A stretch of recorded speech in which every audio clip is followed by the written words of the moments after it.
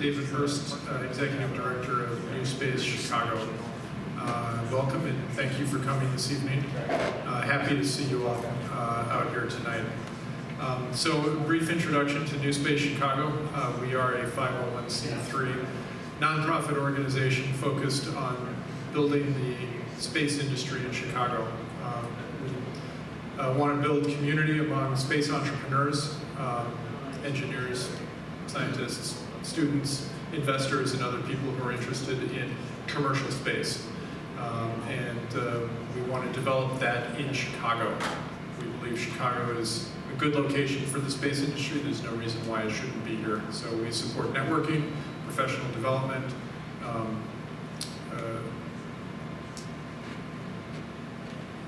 startups, and other things related to the space industry. We've had monthly events in the past. We're sort of rebooting the in-person events. And so this is our second one, basically, since the pandemic. So I'm really happy to see you all out here tonight. A quick shout out to our sponsors. Of course, M-Hub, which is this beautiful space that we're in. M-Hub is a manufacturing innovation center and startup incubator.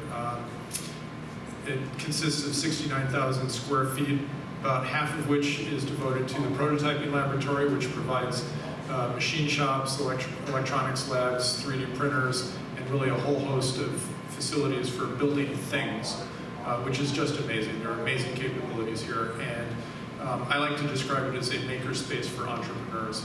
So, perhaps after the presentation, Joe, who's in the back there, waving his hand, might be willing to give you a tour if you're so inclined. Also, I want to give a shout out to Metropolitan Brewing, a local craft brewery who has supplied the beer that we've been enjoying this evening. And then my company, Orbital Transports, is also one of the sponsors of this organization. We have some upcoming events. So next month in April is the Student Space Congress, which is an opportunity for students at the high school, college, and graduate level to present space-related projects to industry people and others who are interested in space. Space-related projects don't have to be space tech per se. Anything that's related to space, it could be art, it could be law, it could be policy, it could be technology. All of those things are welcome, and we really look forward to the student participation and the presentations that they will make. This will be a virtual event, so we will in fact have people potentially from all around the world. And then in May, our next speaker event, networking event like this will happen. The date hasn't been decided just yet, but look for that toward the end of May. And if you're here, you're probably on the mailing list, so you'll see notifications from about that in the newsletter. We are a nonprofit. We work on donations and sponsorships. We have basically two sponsorship levels right now. One is an event-based sponsorship, so you can sponsor a given event. We will promote your company during the event, and then we also have an ongoing sponsorship, which gives you promotion on the website and at all of our events. And you can see the sponsorship levels there. So this evening, we have a panel of companies of space companies who have a presence in Chicago. And we are very excited that the space ecosystem is starting to develop in Chicago. And so we've invited 4 distinguished panelists to discuss what they are doing in space, why they're in Chicago, and hopefully you will enjoy it. So without further ado, let me present Steve Wasco, who will be the moderator for the panel. Steve. Thank you, Dave, and welcome. Let the panelists go up first. We'll talk about how the evening will progress.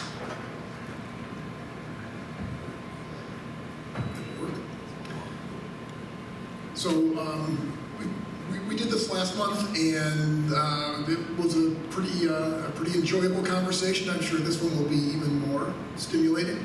And what we'll do is introduce our panelists and give them a chance to give some brief background as to what their business is and why they're so excited about being in the commercial space business and their connection to Chicago.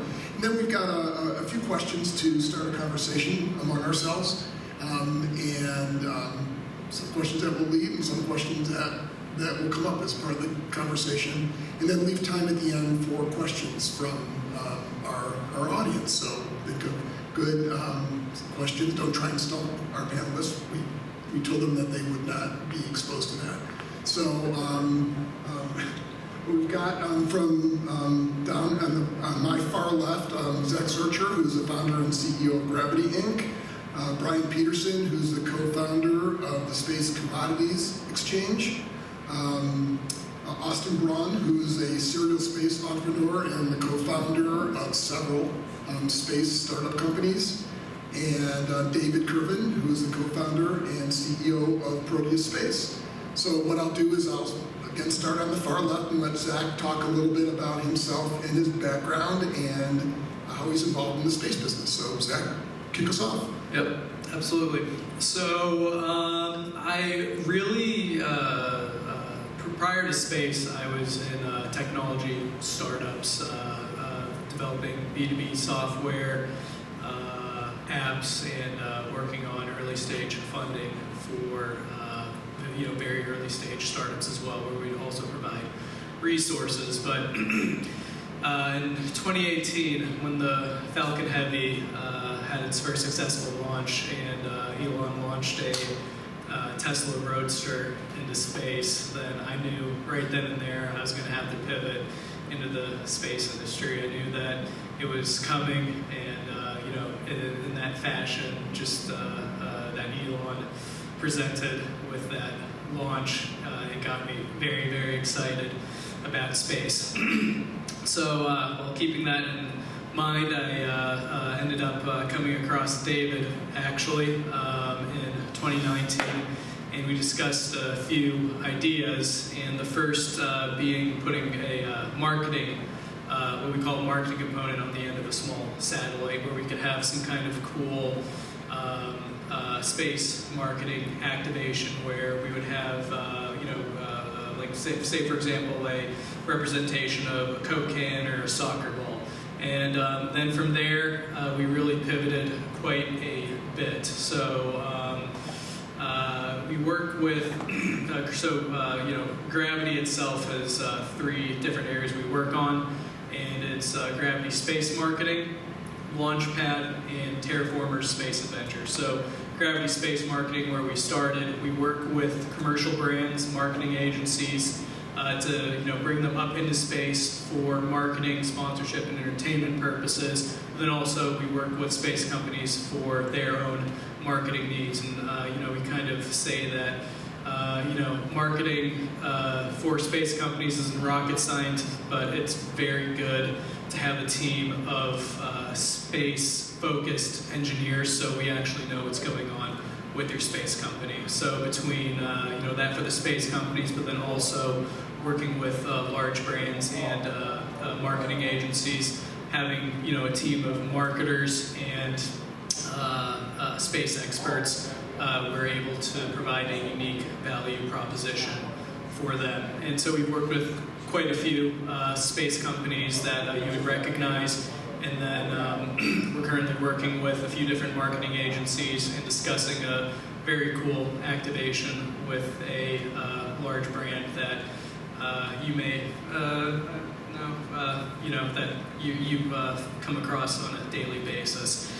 But so that's Gravity Space Marketing. And Launchpad is a web app we're developing, because as we were working along with these space companies, they were a lot more interested in not the marketing aspect, but the potential to have large brands as their clients into space. Okay, and so then, but as we were talking with these brands, they were very disconnected from space. So there's a big disconnection between commercial space companies and commercial brands here on Earth. So what we're trying to do here is provide an easier way of access to space for these brands or anybody else trying to get into space, and easier access for space companies to these brands. So that's Launchpad. What we're doing there with that is, rather than a space company having blank payload space and relying on the brand or company or anybody else going into space to figure out what to do with that, we're working with these space companies to purpose payload space in all the different ways they can think.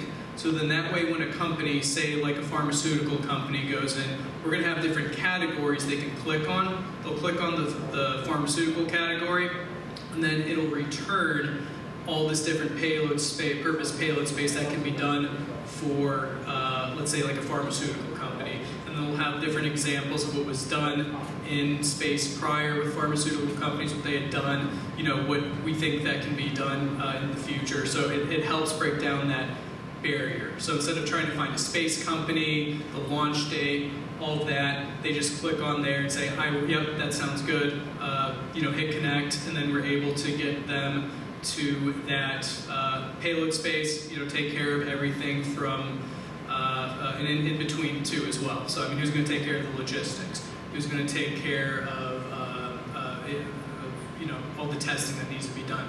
So who's going to take care of insurance? And let's say it's something that's you know, something that's marketable.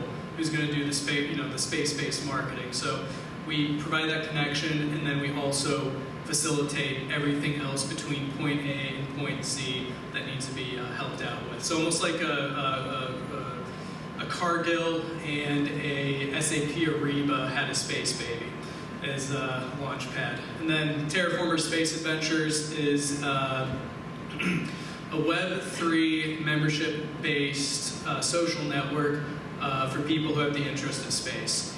And so we actually ended up coming up with that because as we were working with Intuitive Machines on their sponsorship program, we were working with a large agency out of the UK and a large software company for potential activation. And they were going to choose between this Intuitive Machines activation or an F1 activation.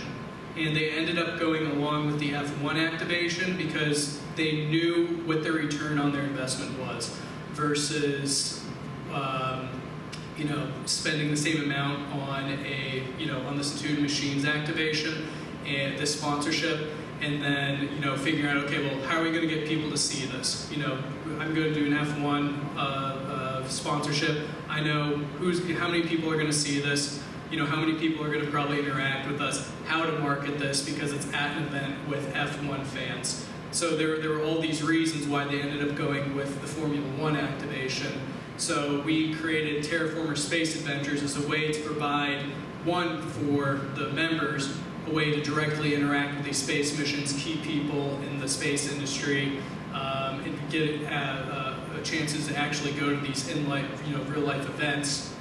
But then for our partner space companies, any of the marketing agencies, any of the brands we work with as well, or any of the sponsor brands who work with these space companies, it provides an audience for them to actually be able to have that reach that is currently lacking in the sponsorship space, or the sponsorship area for space.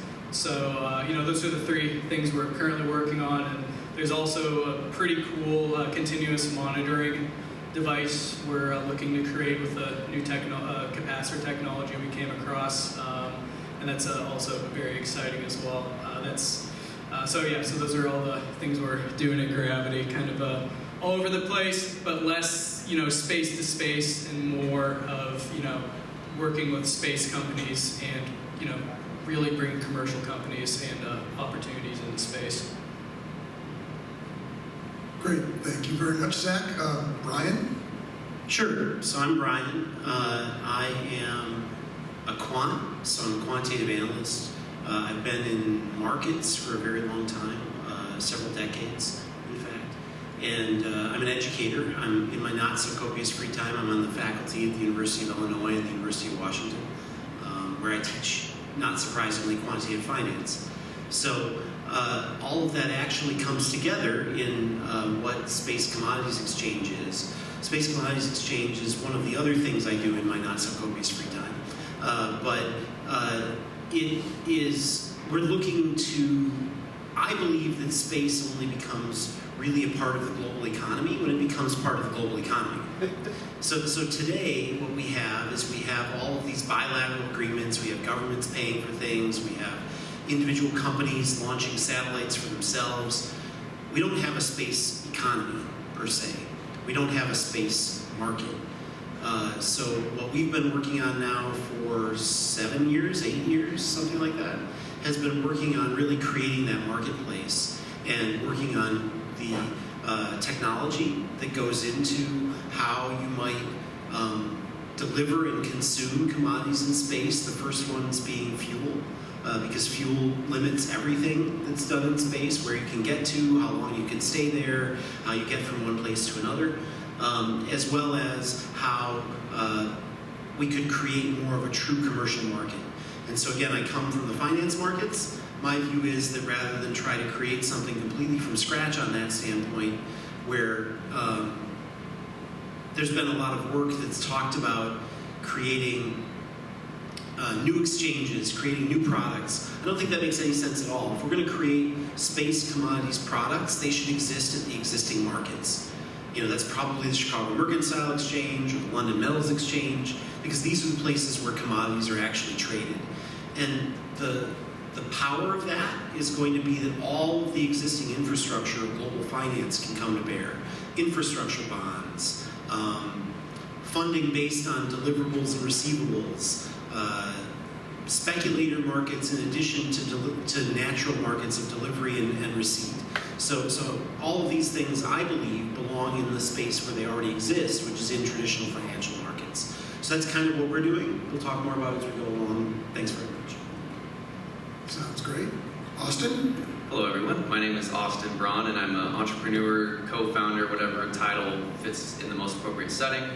I got my start into space in 2014 when I watched Orion EFT-1 pop off from the Cape back in the day through the NASA Social Program. And being someone that couldn't pass Algebra 2 freshman year, I knew that maybe engineering wasn't for me, but I knew I had to be a part of space. So from there I just knew that, you know, it was ever evolving, these things were happening, the markets were changing, and I've always tried to be a part of it somehow through a non-technical sense. So in my present role, I'm a co-founder of Galactiv, caveat, former business development manager as of earlier this past week. So with that, I'm excited to talk about entrepreneurship, the emerging new space market, and everything in between. Awesome. Dave is the one who traveled the furthest to be with us tonight. Was up early in Colorado, and thank you for joining us. So David. Thank you. I only have one space venture, so I feel like an underperformer in this crowd. I'm David Kervin. I'm the CEO and co-founder of Proteus Space. We are a manufacturing business, so that's kind of interesting to be sitting here in a hub of innovation. My first kind of entree into space, I'm old, so when I was 10 years old, Skylab was going to be deorbiting, and I was worried about this, so I wrote a letter to the President of the United States about it, and I actually got a response letter back from the NASA administrator, basically attaching a 50-page congressional report to it saying, don't worry.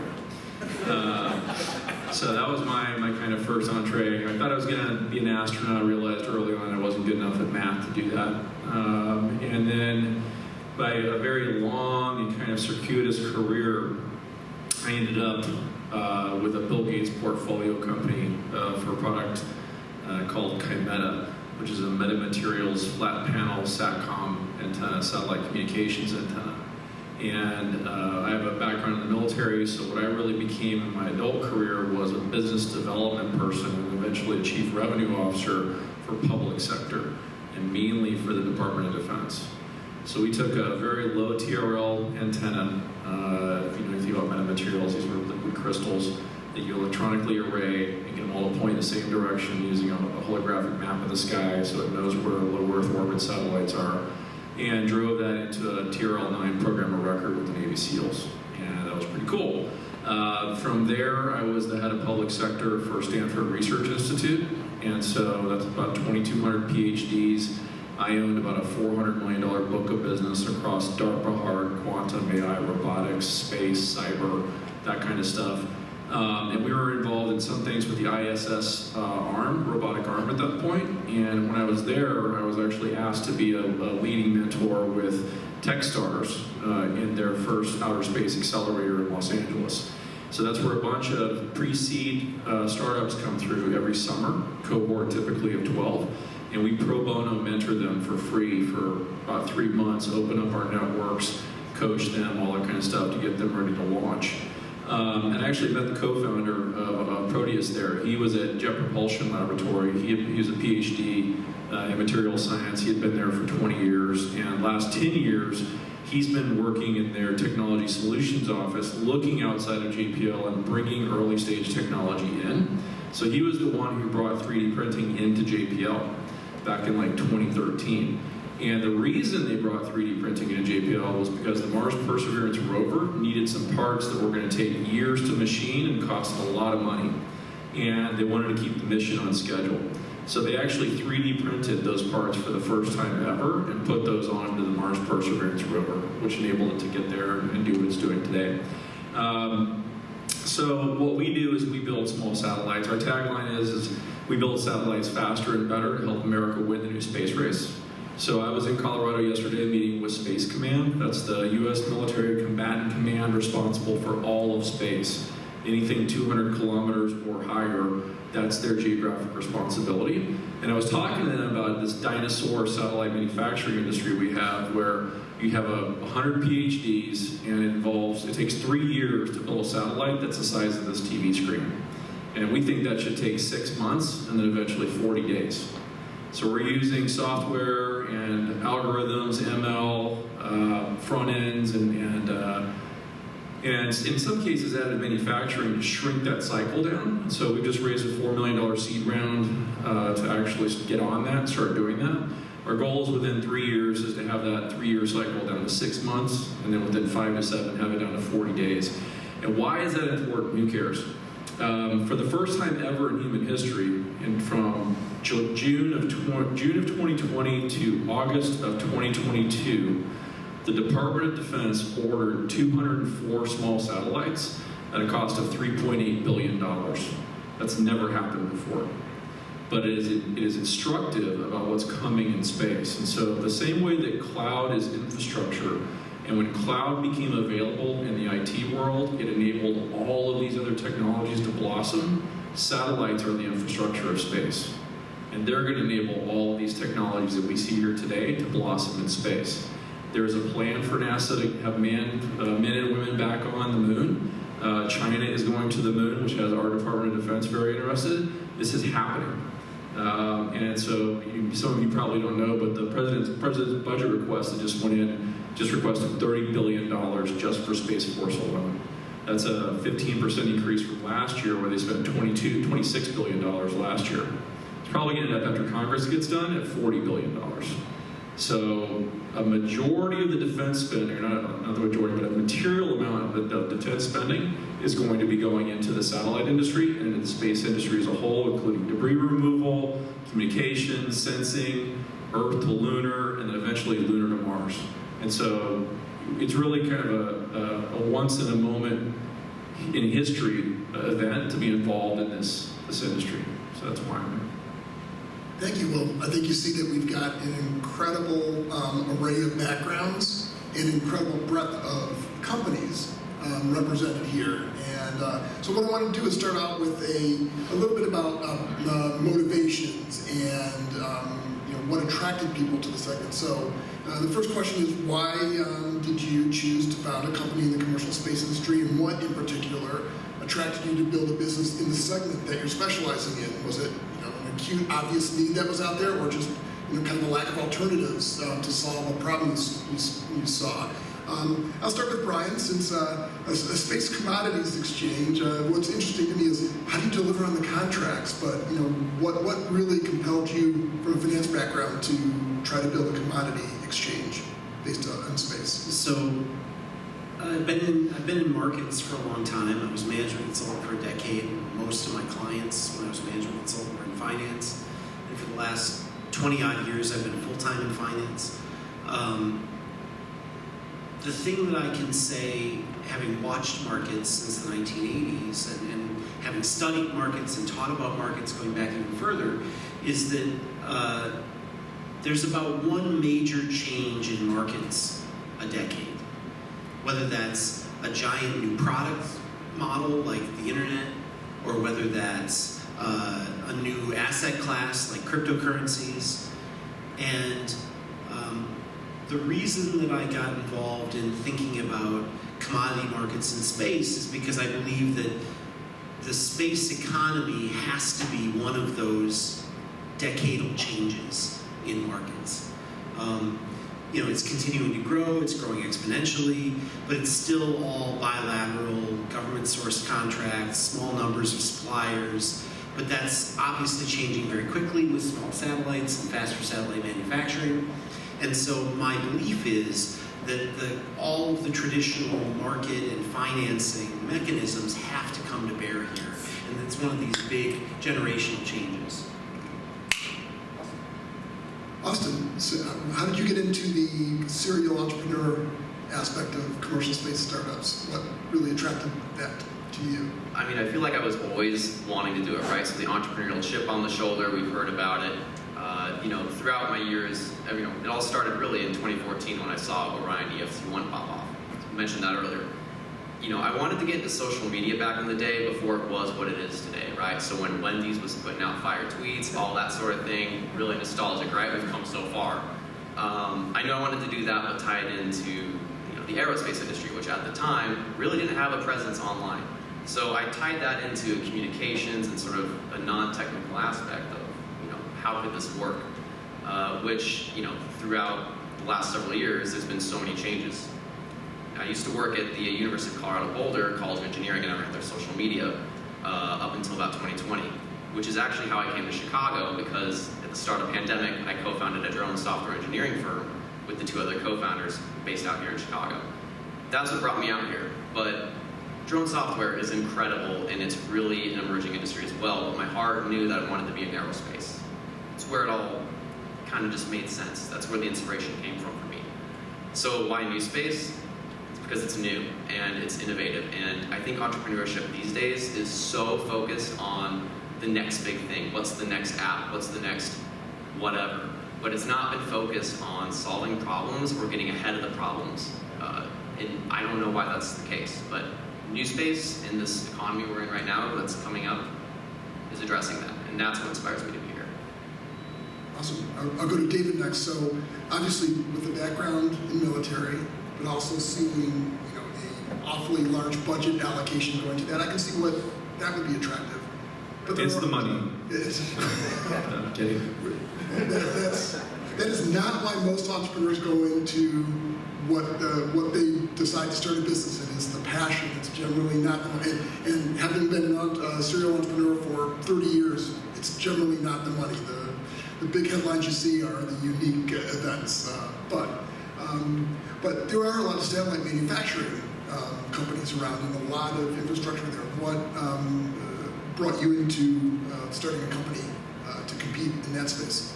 For me, it's just an extension of public service. I am not rich by any means. I spent 20 years in the military. That did not get me rich. And so it's really about, my joke in our team is God, country, and 10%.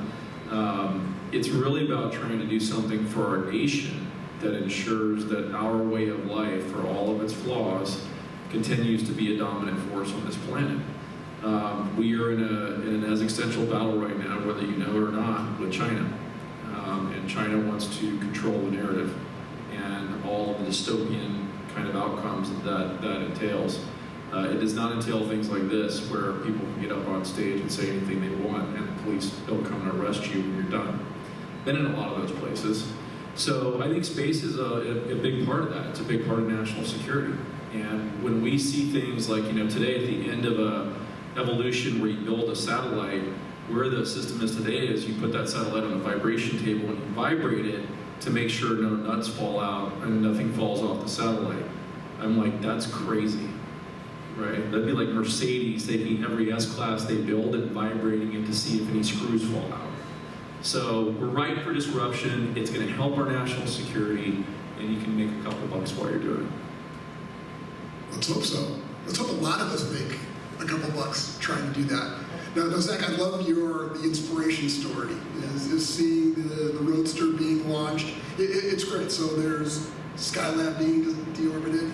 For me, it was, I hate to admit it, it was actually seeing the picture of Ed White stepping outside a spacecraft that actually got me started on the journey and got me interested in space. But what really brought you into the segment that you're starting your company in and trying to build it? Yeah, so I just really wanted to get into space some way, and marketing tends to be the lowest hanging fruit for any industry. So I figured that was the best way to start there and, inch my way into all the different other opportunities. And, it kind of matched with what Elon had done with his Roadster. He did something amazing in space, and he inspired a lot of people.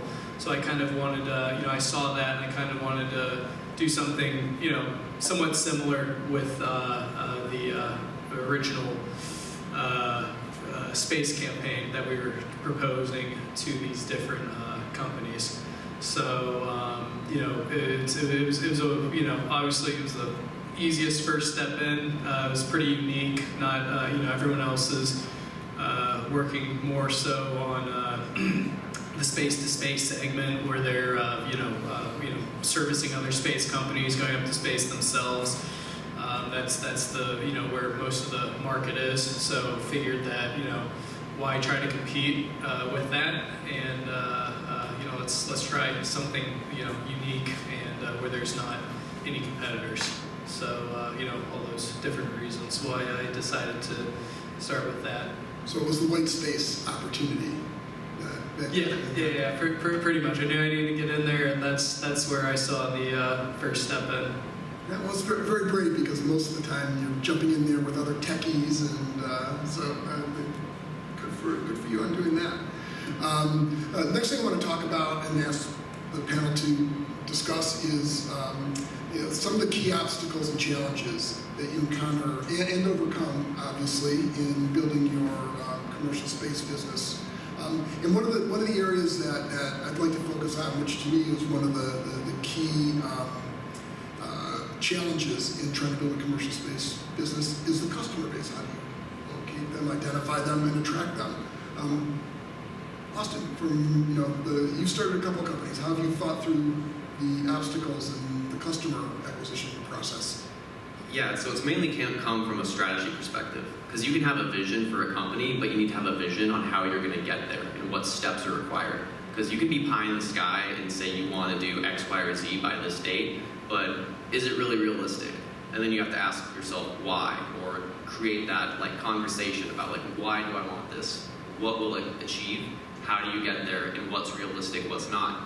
And with that, you have to balance risk and understand your philosophy about why you're doing it, and also employ a risk philosophy and how you're going to get there. So does high risk equal high reward? More often than no, it doesn't really. It's actually low risk equals high reward. You have to invert the models. So I think de-risking in emerging industry is very important to do, and to do so with grace, and to do so with the right goals and intentions that are reasonable and based in reality. And so that answers the question. David, from a customer standpoint, you obviously have a cornerstone customer kind of identified for your business, but I would assume that you're thinking of expanding beyond just Space Force as a customer. Maybe not, but how do you think through that process? Yeah, I mean, on the challenge point, funding, right? Runway is always the hardest thing to keep going. But from a customer standpoint, when I was raising this $4 million over the last 8 months, I was always have people saying, we're going to be dual use, you're going to have a commercial base too, right? And I said, if you can show me another consolidated single customer that has $30 billion to spend on space, yes, but there aren't any, right? One of the largest commercial deals that just happened was EchoStar went to Astra Digital, placed a constellation order for, I think, 20 satellites, $200 to $300 million. And so there's some deals out there, but they're few and far between over multiple years. So my thing, my whole life, whether it's been commercial, so I've had big commercial accounts. I've managed Intelsat, Japanese Satellite Corporation, Exxon, Fortune 500 companies. Number one is be the insider. You have to understand the culture and the personalities and the sales motion and everything else of whoever you're trying to sell to, and you have to be able to get into the door in a non-traditional way, right? The second thing is you have to win on technical aspects, because that being the insider alone in highly technical industries is not enough. You have to be able to win technically. And then the third one is you have to usually win on price, which is about cost structure, right? And how do you actually make a profit and become a going concern. So if you can do those three things well, then you can win. Our business is what I call double highly regulated. So aerospace and space in particular is very highly regulated. You have to do certain things to attach yourself onto a rocket and actually get into space. And now you have to do certain things to get back out of space, right, in your plan. Very, very technically difficult, much harder than it actually sounds. And then for us, we're dealing with the Department of Defense, which is also a second highly regulated industry. Has its own jargon, has its own rules, acquisition standards, all that kind of stuff. So it's really just about understanding and having that jungle guide or being that jungle guide for wherever you want to go, so you have a chance to pitch your technical and your cost. That works. Now, Zach, obviously trying to bring space to a marketing brand customer base, you get some sizzle because people will pay attention to it. But then how do you convince them to actually spend the money and get the return? Right. So there's a few things we need to tie in with the company for it to make sense for them. So first is we need to tie in what their current marketing messaging is.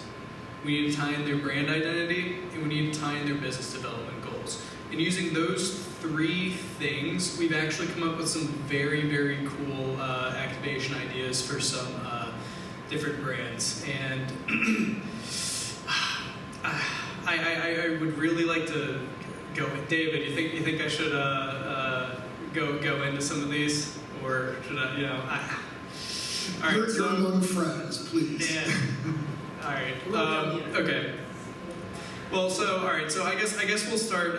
So one of the brands we were talking with for a while was Under Armour, and we were working with a agency out in Colorado as well, the Pineapple Agency. And the Pineapple Agency had previously worked on their Under Armour drone drop, which was a big successful activation for them. So we were working with them and Under Armour to come up with a, to figure out, okay, that original idea with the marketing component on the satellite, how do we tie that into what they're doing? And so what Under Armour was doing at the time was their marketing messaging was breaking barriers.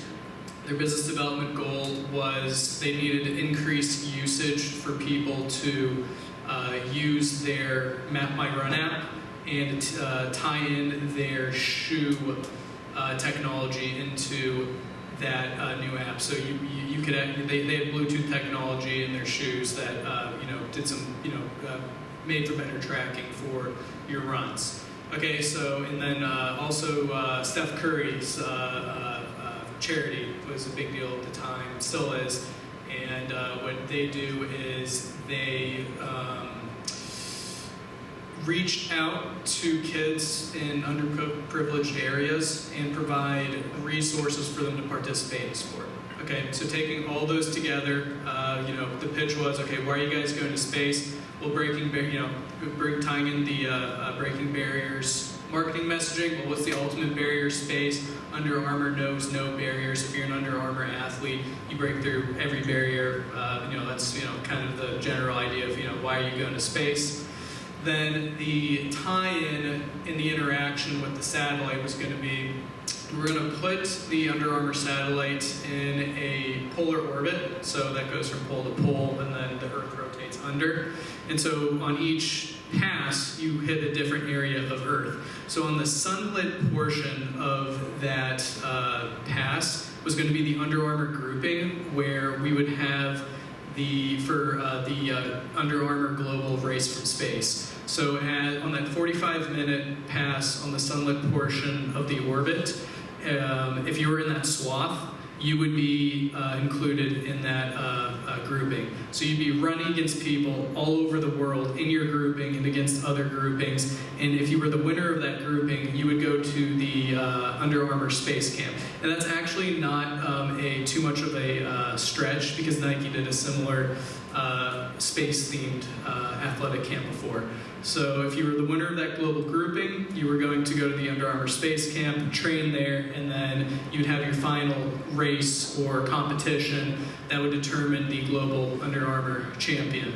And the global Under Armour champion, along with the winner for the Steph Curry charity, bidding process, would receive signed Steph Curry limited edition space shoes that had been attached to the satellite during the entirety of the campaign, deorbited in New Mexico, and so you'd be flown out there and you'd have these cool limited edition signed NFT verified Steph Curry shoes that had been flying around in space, and that's what you'd have won. And then, you know, obviously the winner of the Under Armour champion would win one, and then whoever had bid the highest for winning the shoes would win that too, and then all that money would go to Steph Curry's charity to help fund these. That's a super cool idea, but what's the cybersecurity like? Because Peloton, you know, the hackers would hack it, so they're always number one in the race, no matter what. That's what I would do. I mean, you know, unfortunately, didn't make that far to figure out what the cybersecurity Super cool needs are idea, going to be. though. Super cool. But yeah, it was you know, there's heavy interest, but you know, it was during the pandemic we had this conversation, so you know, they were more focused on surviving than worrying about launching a satellite. So It could be the storyline for Space Jam 3. we've put together some pretty cool stuff too. So on for some other brands as well. One we're still currently speaking with. And you know, there may be something very cool. You know, hopefully within a few. You know, this stuff takes a long time with brands in general. Then you try to justify marketing spend on space. It takes even longer. Then they tie in their science team, and it just the time the Gantt chart just starts to really expand. So. Yeah. Anyways, we're still a lot of cool stuff, and hopefully you'll be seeing some really cool things too. But Intuitive Machines, if you look at their IM1 launch, there's actually a sponsor on there, Columbia, and what they're doing is they're wrapping part of the spacecraft with their new jacket technology, and to reflect the heat from from the sun on certain parts of the spacecraft. So the marketing messaging there is going to be, your jacket technology is so advanced it's used on a lunar lander, and it's so durable it can survive on the moon. And so that's what's going into your jacket tech. So when you're out, walking around Chicago or out skiing and it's cold out, but the sun's beating down on you, you don't overheat. So that's, something is a real life example of, what a space sponsorship and, marketing that's actually happening right now. Now, so Brian, talking about customers, you're making a market, so you've got to have a customer on each side of the trade. Well, you can tell that I'm not a marketing guy, I'm a markets guy. So there's a difference. There is a difference. and fundamentally, any market has 4 sets of participants. There are natural buyers who need to take delivery on whatever it is that's out there. There are natural sellers, the producers or people who deliver that thing. There are investors who believe that over the long term they're going to make money because markets tend to grow over time, and so investors invest because markets tend to grow over time. And there are speculators. And speculators also includes certain more neutral participants like market makers who generally don't have a view on whether the market's going to go up or down, or they have a relatively longer term or shorter term view about it.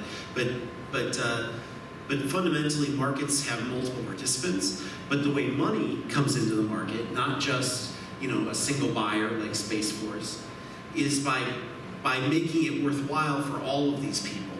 So the buyers can guarantee that somebody's going to take delivery potentially years later. In crude oil markets, crude oil is listed for a decade. There aren't very many people selling crude oil for delivery 10 years from now, but the market's there. So in space, where we think about scheduling a launch, a minimum of a year out, maybe as many as 5 years out, knowing that I can either buy something for delivery 5 years from now or sell something knowing I'm going to have somebody who's going to pay me for it, I think that's a really important thing. And the only way that this all actually works is if we have those other participants, the investors and the speculators and the market makers playing along, so that we can now start to really lean on not having a single buyer or a handful of buyers and sellers, but having a much larger market. So that's my goal. I hope that there's some sizzle involved, because if there's not sizzle, there won't be any money. But assuming that we can get through that, then a well-functioning market makes it easier for everybody to do what they want to do. You can get insurance, you can sell bonds, you can do all these other things that simply aren't possible when the market is only one buyer and one seller signing a contract. Awesome.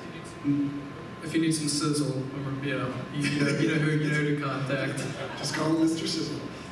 The last topic before we open for questions is the NewSpace ecosystem in Chicago, and want to get the people's opinion on what aspects of the ecosystem our panelists think are strong, and which are some of the aspects that need to be strengthened. Start with David, because I know your company just made a decision that involved ecosystem and decided to locate a manufacturing facility, not in Chicago, but in Los Angeles. What went into that decision, and how do you think about the Chicago NewSpace ecosystem? Sure. So what went into that decision for us was mainly viability and getting to the proof of thesis on what we're trying to do. Get spacecraft build times for ESPA class and ESPA Grande class spacecraft, 800 kilograms and less, from 3 years to 6 months. And that means we have to move fast. And so to do that, in El Segundo and in Pasadena, we have access to a jet propulsion laboratory talent pipeline. We have access to the entire defense industry and aerospace industry talent pipeline in El Segundo. A lot of people want to join startups, especially ones that have just raised rounds. Finding clean room space, class 100,000, class 10,000 clean rooms. All of these things are in a mature ecosystem, so that you don't just have a data point or one kind of person doing all these different specialty things. There's a very mature market there. So it allows us to move with speed in our prototyping.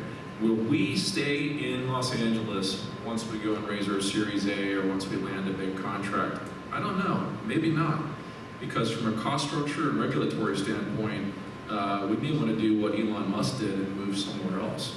I think for Chicago, there's a lot of challenges here, but I'm a big believer that where there's challenges, there's always opportunities. Chicago, 80% of public school students in Chicago last year in 2022 could not read or do math at grade level. That is a problem. And the Chicago's Teachers Union is the most well-funded teachers union in the nation, also seems to control a lot of politics in Chicago. And there's not a lot of school reform here. And we have a public workers pension system here that it hasn't been funded correctly for 40 years. And is billions of dollars in debt on the balance sheet of the city. And there is only one way to solve that other than declaring bankruptcy, and that is to increase taxes. We already have the third largest property taxes. I'm somebody right now who's looking at having hundreds of thousands of square feet of manufacturing space needs within the next 5 years. Just from a cost structure standpoint, which is what everybody competes on in business, we simply cannot make that decision at the base here. Now, the opportunities are huge idea ecosystem. The fact that this building is here, and I'm very interested in learning a lot more about this. To be candid, I didn't know this was here. So I'd love to get that tour from the gentleman, and I'd love to meet anybody here that's involved in manufacturing, because this prototyping and early stage kind of primordial, soup here is super important. The execution and scaling may not happen here for some time, but the ideas can happen here, and the investment in those ideas can happen here. We have a great university system here. There's just a collegial atmosphere in the Midwest, which is good. And the last thing I'll hit on is that when I was at Stanford Research Institute, I actually got to go to some courses at Stanford. The first thing they teach you at Stanford is that diversity is key to innovation. If you have an all-white male team, you need to fire half those people immediately, right? So Chicago's got a 30% black, 30% Latino, 30% white. It's a very balanced kind of city. We have our own problems here, but being able to recruit talented folks who come from diverse socioeconomic and ethnic backgrounds is super important for especially early stage innovation. And Chicago's got that in really good numbers. So. It does lead to the creative thinking that is key to doing a startup. Austin, what do you think about the Chicago space Well, Dan, ecosystem? that was quite the answer, and I'm in agreement with a lot of it. I think it is nice to think about what Chicago could be. What are you not in agreement with? I don't know if we have the time. No, it's good. It's good stuff. No, what I think though is again, it comes down to the entrepreneurial vision, right? It's okay, here's where we want Chicago to be like an ecosystem, an aerospace, and all these things. But what needs to be done in order to get there? What problems need to be addressed specifically? Who's doing what to make that happen? It's not about getting there, it's about making sure the landscape is there again to make it make sense. It has to make sense for folks like you who are looking for hundreds of thousands of square feet. Until we have a clean room or we have the options or the viability of some cities, it makes sense to not be here until it does. So we have to make it make sense to be here, and everyone in the room right now has a part to play in that. So I think the potential is there, but I'm not really focused on what it could be, but focused on what has to change. And so I think that's a greater discussion. You hit on a lot of the points, and I'll just leave it at that. So Brian, Chicago's history as being a center of market makers and exchanges obviously has to play into it. Is that kind of what Again, I'm a key markets guy. I mean, I am here, but the staff in my various businesses are all over the world. So I run global businesses, but for a markets business to be here in Chicago makes a lot of sense because Chicago is, no matter how you count, whether you count by volume, whether you count by products, whether you count by asset classes, Chicago is one of the top 3 market centers in the world. I mean, it's number 1 for derivatives, it's number 3 for total number of products, but it's in the top 3 no matter how you count. So, between Chicago, New York, and London, you don't have any really other options in terms of global markets. Every other market in the world is regional.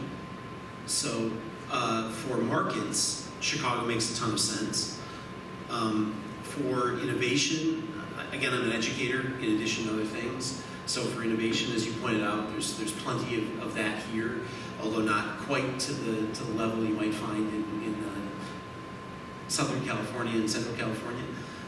But I also think that with regard to unfortunately, we only have a panel that is diverse in age on the stage today, but diversity is also a big deal, and it does matter, and it's mattered to me in my many businesses over the years to have more diverse teams.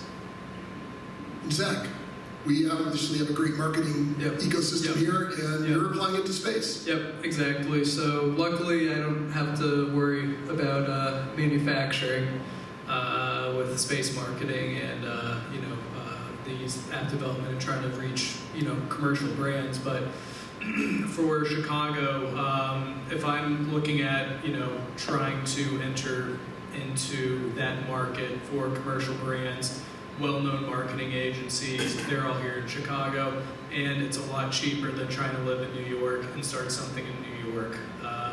Something similar, or LA, or just the cost of living in Chicago for the size and the reach is unparalleled.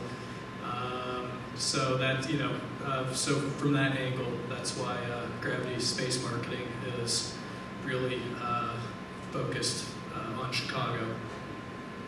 A lot quicker than everyone else's, but more to the point. No, it makes sense. Makes a ton of sense. But so great, thank you. What a great start to the conversation. Thanks everyone for your contributions. And now I'd like to open it up to our audience and ask any of our panelists anything that's on your mind.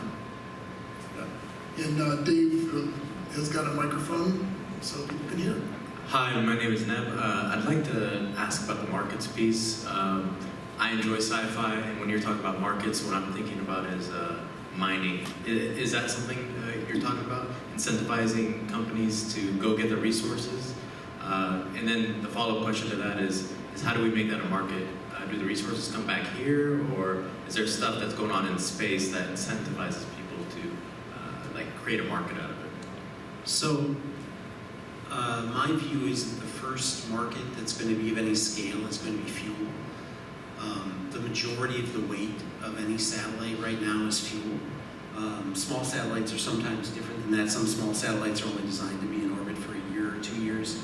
But large satellites, if you're talking about a geosatellite or a communication satellite, 2/3 to 3/4 of the weight is fuel.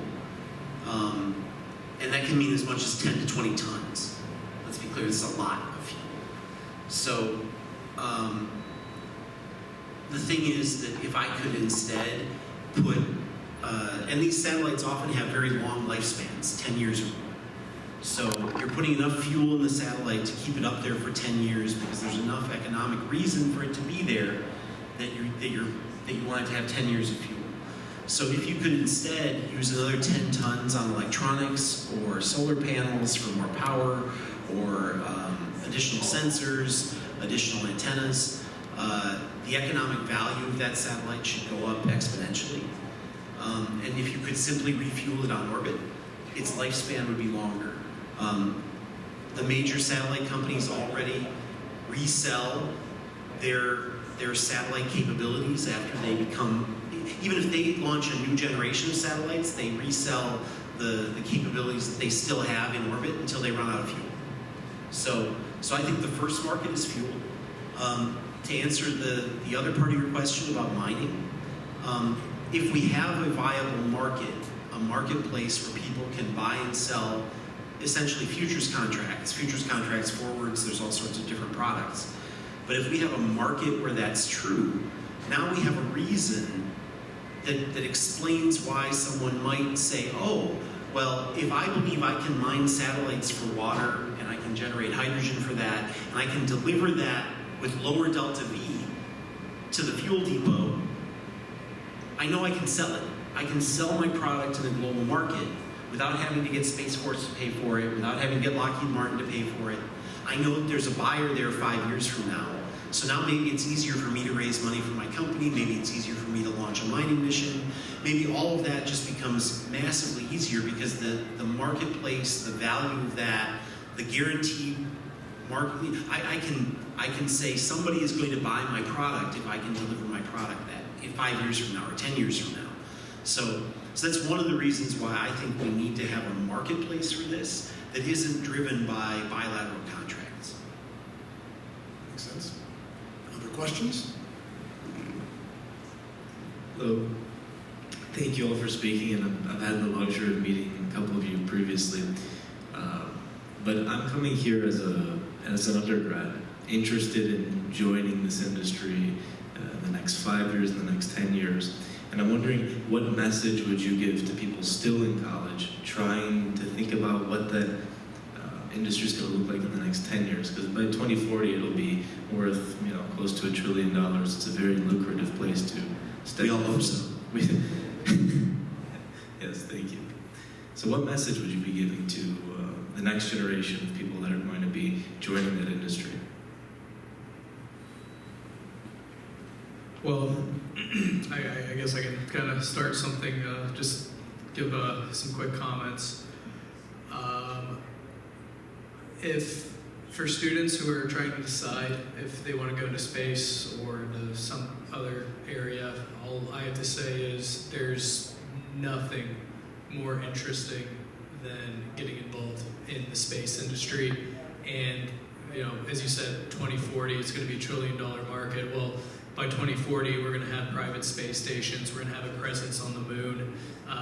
We're going to be, there's going to be a very advanced space ecosystem. So all that's going to be ready for you in the prime of your career. So if you're deciding between space or something else, I think the obvious answer is space. I'll update your stat a little bit. So the lunar economy alone is estimated to be worth $10 trillion by 2050. Just the lunar economy, right? And so the first thing I would say is if you want to be in space, there's room for you. There's a huge dearth of talent right now. There's an absolute war for talent right now. So if you have a hard sciences degree and something that is applicable to the technical side of the business, you're going to have a job, and you're going to have a job for a long time. You can make a career out of it, so that's the first thing.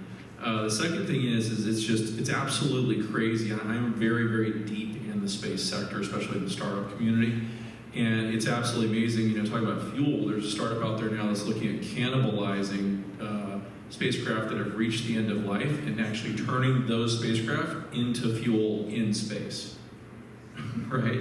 So there's a dimension, I'm trying to get at, there's a dimension no matter what your interest is in space to do anything that you can be passionate about. And there's just absolutely crazy science fiction ideas out there that are actually being made into reality as we sit here.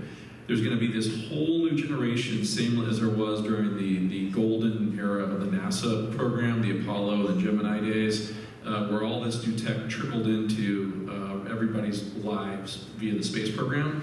That's all coming, and it's going to be a massive kind of from now for the next 100 years of change and new tech that will come down. So I think that anybody that makes an informed decision to be in the space economy, whether you're in the science side, the technical side, or whether you're at the business side and marketing side, there's room for you, and you can be involved in some really cool things over a long period of time.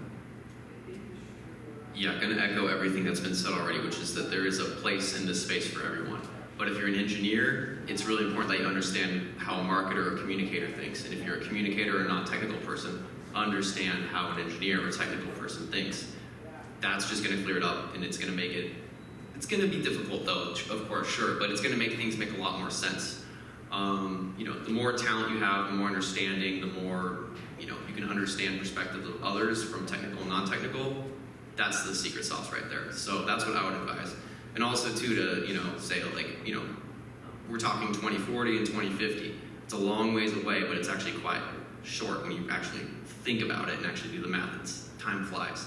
So even though you might not know where you want to be now, or you're still figuring it out, by this time next year, you might have a better idea. So don't lose hope. Just keep grinding away, and eventually when it starts to click, it'll click. Dave, we've got a question back in the corner. Going back to starting out in space, I remember the approach of the Army, it's a great place to start. I don't know much about Space Force here, but is Space Force going to be a way to get started in space, being on the enlisted side and the officer side, or just going to be another version of Lockheed Martin owned by the government? So I think you're asking about kind of the size and the growth trajectory of Space Force, is that right? Well, or a person just join Space Force and get training and work instead of going to college. The training to begin from Space Force into on the enlisted side and the officer side. So you can enlist. It is its own separate service now. I understand, Yeah, you can enlist right into it or commission into it. They're developing all their doctrine now and all their kind of way of doing things. They're still tiny. They're only about 60% manned, even there's men and women there. And they are probably, 1/7 the size of the Marine Corps. Marine Corps has an active duty force of around 170,000 people. They're like 1/7 of that size. So they're tiny. I think that what they have done is they've actually asserted control over a large number of space assets. So they're actually an operational force, and they're doing things every day in service of the nation that are real. I don't know if that answers your question or not, but they're going to continue to be funded. I mean, their budget's going. Going back at 1948, we split Army Air Corps into fixed. Army kept the rotary and Air Force kept the. Is there a chance for a young person to start in the Space Force, as a private and work the web and learn valuable skills and work in a college, go to the old days in the Army and get ahead, and that's the way they can build their career? Yes, they can start. They can do that today. And they're actually going through now and building out all of the career structure for both the enlisted side and the officers. They're starting with the junior on both the enlisted and the officers. But all of that's being documented and created as we speak. And they'll probably reach full operational capability in 5 years, something like that.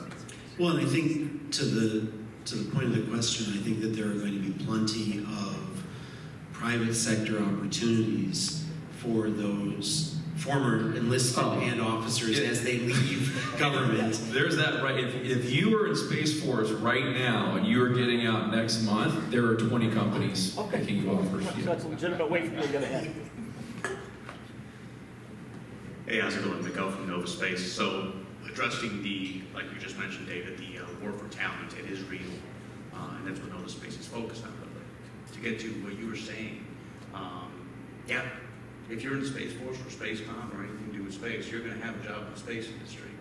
But like you mentioned, the war for talent is real, and it's going to continue to grow. And my question for you guys is, as folks that are starting companies in the space industry, does that keep you up at night? Because capability will only take you so far, but human talent that is trained and knowledgeable on how to do stuff in space is going to be, I think, a limiting factor for a lot of companies as we get more competitive in the space industry. So what keeps me up at night is this. So when I was at Stanford Research Institute, I was part of a working group with DoD. And one of the things the Department of Defense came out and asked a bunch of Silicon Valley Tier 1 investors and other folks is if we stop the H-1B visa program today for everybody from China and only China, what effect would that have on our innovation ecosystem? The answer they got was eye-watering because it would instantly stop it. So what keeps me awake at night is not necessarily the current status quo availability of talent. It is the dearth of hard science PhDs and other degree programs that we're generating in STEM, or the lack of them in America, and the seeming kind of we're asleep at the wheel on the issue. That's really what keeps me awake at night, because what's going to happen in the next 5, 10, 20 years is a very huge strategic question for us. Meanwhile, China is rolling along. Yeah, we're going to try and restrict their AI technology and their access to chips and all that kind of stuff, but innovation doesn't sleep, and they've got unlimited state budgets going to this, and they're beginning to produce very high quality kind of talent of their own. We have some advantages in the caliber of our schools. It's hard for some of the rest of the world to benefit. That's why the Chinese come here to study. That's right, exactly. I teach two graduates. I see this every day. But at the same time, we also have a challenge in that our graduate schools are not practical enough. So a PhD in most of the rest of the world is aimed at a set of skills that you can use to go get a job working in industry or working in research. A PhD in the United States at the top schools. I mean, there's second and third tier schools, but at the top public schools, at the top private schools, a PhD in the United States in a scientific field or mathematical field is aimed at teaching you to be a professor at a top tier school. And I think that's a real problem. I work in industry, I teach as well, but I teach in my not so copious free time. And one of the reasons they let me teach is because I've been successful in industry. But at the same time, I see that I actually quit graduate school when I was much, much younger because it wasn't going to take me anywhere. I mean, and despite the fact that I quit and didn't finish my PhD, they let me teach graduate students anyway. But I think that's one of the big problems in the United States today is that our graduate programs are not, we have professional graduate programs and then we have PhD programs, and our PhD programs are not really aimed at teaching contributors to go out into industry. They're aimed at teaching professors. We have one more question so people get a chance to network. And Troy, it's your honor. Thank you. So Troy from KMI. I'm going to ask this question to the whole panel, and David, you have to go last because you're giving good answers. The question is, after Starship, what's the next big thing you're seeing in space? What's the next change point? Is it, boots on the moon? What do you see as the next big thing post Starship? I guess I can start. I think the next big thing, at least from my angle, is having large Fortune 500s, large brands, and everyday companies involved in space and going to space for various reasons. Because if we're going to have a space economy, then we need to have involvement from our economy. So that's at least my angle is that's the next big thing in space. I know that's not as grandiose as Starship going to Mars and terraforming planets, but just from my background, that's what I'm focused on, and is also important to the development of the space economy as well.